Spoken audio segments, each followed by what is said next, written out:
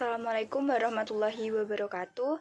Perkenalkan, nama saya Bibit Hodriah, nomor absen 11 dari kelas 12 MIPA 1. Di sini saya akan memaparkan materi tentang permutasi pada bab kaidah pencacahan. Permutasi adalah cara menyusun suatu percobaan atau kejadian dengan memperhatikan urutan.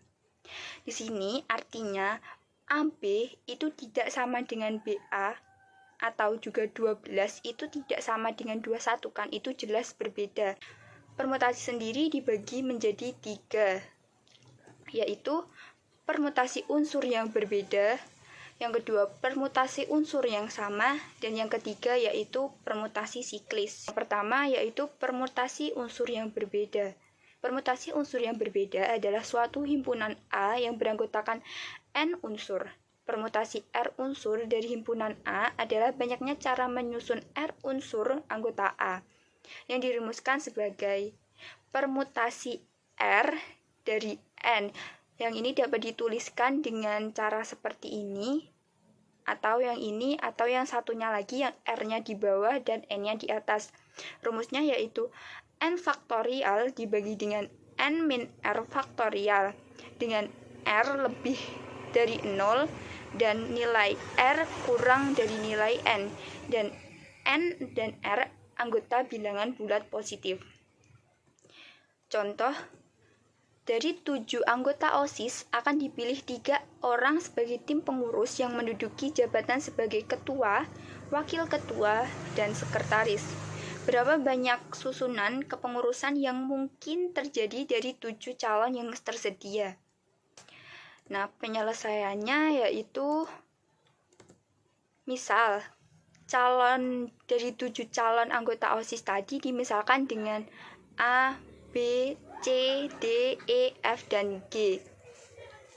Nah, kalau ini saya perumpamakan A sebagai ketua, B sebagai wakil, C sebagai sekretaris. Hal ini akan berbeda dengan kalau C sebagai ketua, A sebagai wakil, dan B sebagai sekretaris. Nah, ini salah satu pengertian dari permutasi. Karena kalau yang atas itu A sebagai ketua, yang bawah A sebagai wakil, itu kan berbeda. Berarti permutasi itu benar-benar memperhatikan urutan gitu. Jadi cara menghitungnya yaitu dengan permutasi 3 dari 7, yaitu 7 faktorial dibagi 7 dikurangi 3 faktorial. Jadinya 7 faktorial dibagi 4 faktorial.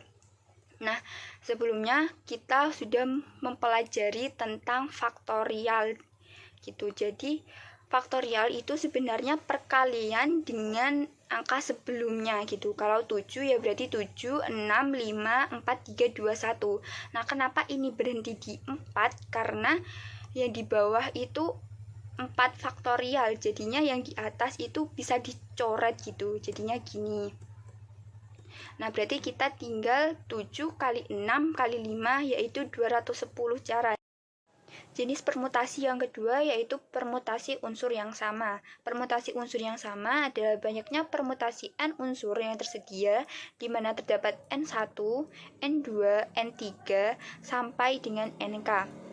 Unsur yang sama, maka banyaknya permutasi yang terjadi adalah permutasinya itu sama dengan N faktorial dibagi dengan N1 faktorial, N2 faktorial, N3 faktorial, sampai dengan NK faktorial. Nah, untuk lebih lanjut, kita lihat contoh soal berikut. Yang pertama, berapa banyak susunan berbeda yang dapat dibuat dari huruf-huruf yang terdapat pada kata jalan? Penyelesaiannya, kita lihat jalan ada berapa huruf? Ada 5, jadi kita tulis N-nya sama dengan 5. Nah, setelah itu kita lihat lagi, ada huruf apa yang sama gitu.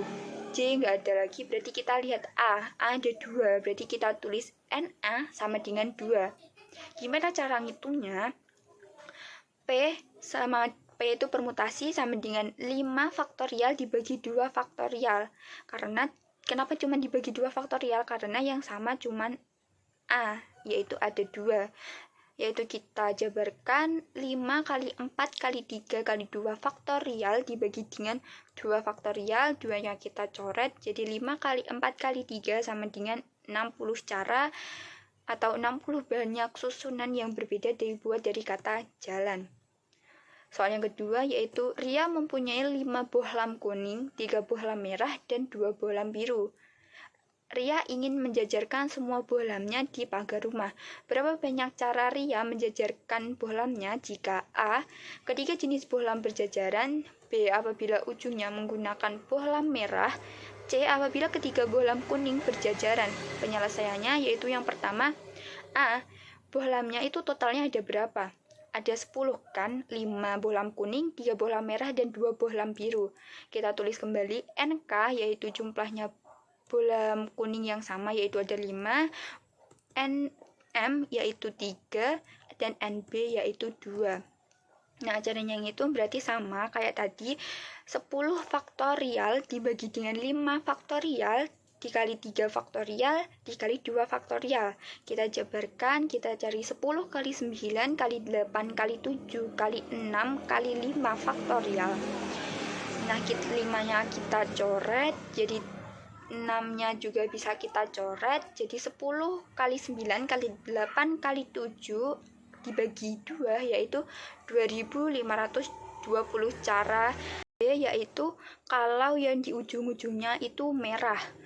Nah, jadi totalnya itu tadi kan 10, karena kalau di ujung-ujungnya merah berarti itu udah pasti, jadi N-nya itu tinggal 8, karena yang 2 tadi nggak usah dihitung karena itu udah pasti 2 merah di ujung. Berarti N-nya tinggal 8, K-nya tetap masih 5, birunya juga tetap 2, dan merahnya karena tadi 3 sudah dipastikan 2 di ujung, jadinya tinggal 1. Jadi kita ngitungnya permutasi dari 8 faktorial dibagi 5 faktorial, 2 faktorial, dan 1 faktorial.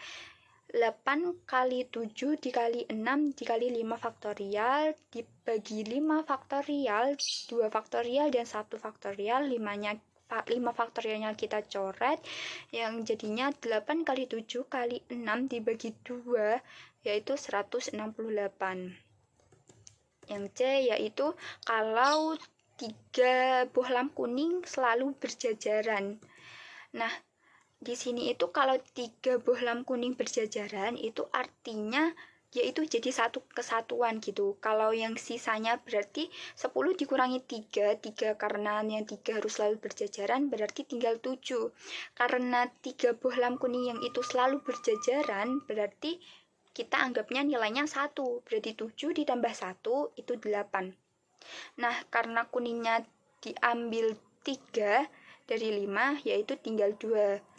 Dan birunya tetap 2, merahnya 3. Permutasinya yaitu 8 faktorial dibagi 2 faktorial dikali 2 faktorial dikali 3 faktorial. Kita jabarkan 8 kali 7 dikali 6 dikali 5 dikali 4 dikali 3 faktorial, karena 3-nya bisa kita bagi dengan yang bawah.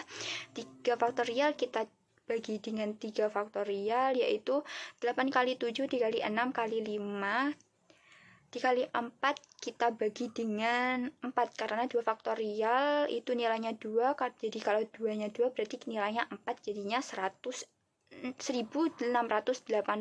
cara. Next, ke jenis permutasi yang terakhir yaitu permutasi siklis. Permutasi siklis adalah permutasi dari n unsur yang disusun secara melingkar dengan rumus P sama dengan n dikurangi 1 faktorial. Lebih lanjut kita lihat ke contoh. Contoh yang pertama, 6 orang pengurus OSIS mengadakan rapat. Meja rapat berbentuk bundar. Berapa banyak posisi duduk yang mungkin dari 6 orang pengurus tersebut? Penyelesaiannya yaitu kita lihat meja rapat berbentuk bundar, berarti kita menggunakan permutasi siklis. Totalnya tadi N sama dengan 6 orang, berarti 6. Banyak posisi duduk yang berbeda yang mungkin dilakukan oleh 6 orang tadi yaitu berarti langsung kita tulis P sama dengan 6 dikurangi 1 faktorial jadinya 5 faktorial, tinggal kita jabarkan 5 kali 4 kali 3 kali 2 kali 1 sama dengan 120 cara yang soal yang kedua, seorang ayah, seorang ibu, dan 3 orang anak duduk di kursi yang diatur melingkar dengan sebuah meja bundar. Berapa banyak posisi duduk yang mungkin jika ayah dan ibu harus selalu berdampingan? Penyelesaiannya berarti tadi ada 5 orang, yaitu ayah, ibu, dan 3 orang anak yang duduk di kursi di sebuah meja bundar, dan kursinya itu juga diatur melingkar. Berarti ini menggunakan permutasi siklis. Nah, kita gambarkan sebagai berikut. Nah, kalau ayah dan ibu selalu berdampingan, itu juga kayak yang tadi, kalau kuningnya 3 itu dianggapkan 1. Berarti kalau ayah dan ibu selalu berdampingan, itu dianggapnya nilainya 1. Otomatis N-nya itu tinggal 4. Kenapa? Karena tinggal 3 orang anak yang tadi, yang ini 1, 2, 3, dan yang ini digabung menjadi 1, jadinya 4 gitu. Hanya 4 dikurangi 1 sama 4 dikurangi 1 faktorial, dan ini kenapa dikali 2 faktorial? Karena itu ada kemungkinan ayah dan ibu itu berbeda posisi gitu. Yang ayah bisa di sini dan yang ibu bisa di sini, atau sebaliknya. Jadi cara gampangnya itu ada berapa orang sih yang harus di 1 gitu, yang selalu berdampingan. Jadinya kita tinggal kalikan belakangnya. Jadi permutasi sama dengan 4 dikurangi 1 faktorial dikali 2 faktorial sama dengan 3 faktorial dikali 2 faktorial sama dengan 6 dikali 2, yaitu 12 posisi duduk yang mungkin. Dari pembahasan kita tadi dapat kita simpulkan, yaitu yang pertama, permutasi unsur yang berbeda dapat kita selesaikan dengan rumus permutasi R dari N, yaitu N faktorial dibagi N dikurangi R faktorial dengan nilai R lebih dari 0 dan nilai R kurang dari nilai N. Yang kedua, yaitu permutasi unsur yang sama dapat kita selesaikan dengan rumus P sama dengan N faktorial dibagi dengan N1 faktorial, N2 faktorial, N3 faktorial, sampai dengan NK faktorial. Yang ketiga, yaitu permutasi siklis. Permutasi siklis dapat kita selesaikan dengan rumus N-1 faktorial. Sekian dari saya, maaf bila ada penjelasan yang kurang jelas atau ada kesalahan kata. Terima kasih, sekian. Wassalamualaikum warahmatullahi wabarakatuh.